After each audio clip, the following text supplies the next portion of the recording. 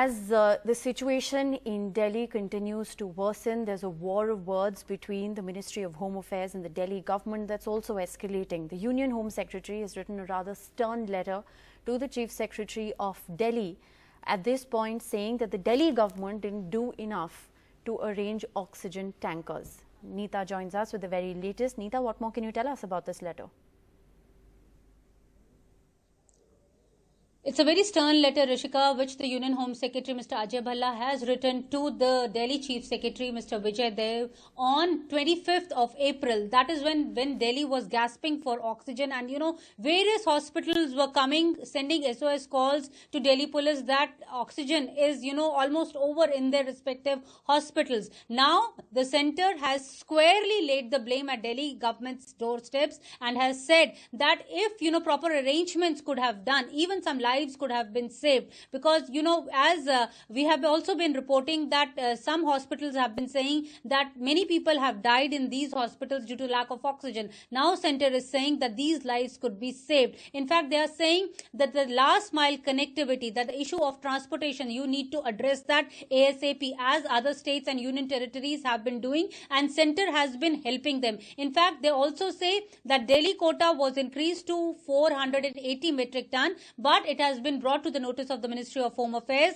that this much oxygen is also not being used by Delhi because there is not enough transportation. So Delhi government needs to get its act together and organize, as other states have been organizing after doing due diligence. But as far as Delhi is concerned, if I can just read out, the letter says the states, union territories have converted some nitrogen argon tankers into oxygen tankers. Even the states have having no industrial development or insignificant industries within their territories are finding innovative solutions and arranging the tankers using all possible resources at their command. But as far as Delhi government is concerned, no idea has been put forward wherein this transportation issue can be addressed. So the Union Home Secretary has now requested the Delhi government to work in tandem so that the crisis is taken care of as far as Delhi is concerned. Earlier we heard the Delhi Chief Minister, Mr. Arvind Kejriwal, also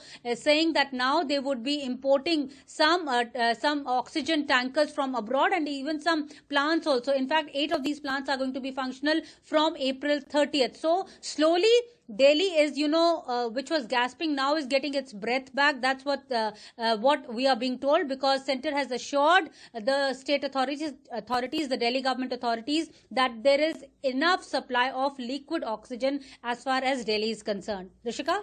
Right, Neeta, appreciate you for joining us with the very latest. We'll keep a close watch on all those developments. Meanwhile, moving on, the Supreme Court today again clarified that while it's taking up the case of shortage of oxygen, medicines, vaccine and other supplies in the COVID crisis, it didn't intend to stop high courts from hearing petitions in various states. The court said that it intended to play a complementary role and could not be a silent spectator at this time. The court said that it can't be silent spectators and that the purpose of this hearing was not to prevent high courts from hearing the case, to object, not to take over what the High Court is monitoring. That's not the objective, clarified the Supreme Court. High courts are in a better position to monitor locally. The Supreme Court can't be a silent spectator during a national crisis, and it intends to play a complementary role. The Supreme Court was, has taken up this case suo moto, where it is asking the centre for a national plan on oxygen, vaccine availability, as well as pricing. The next matter will come up for hearing on Friday.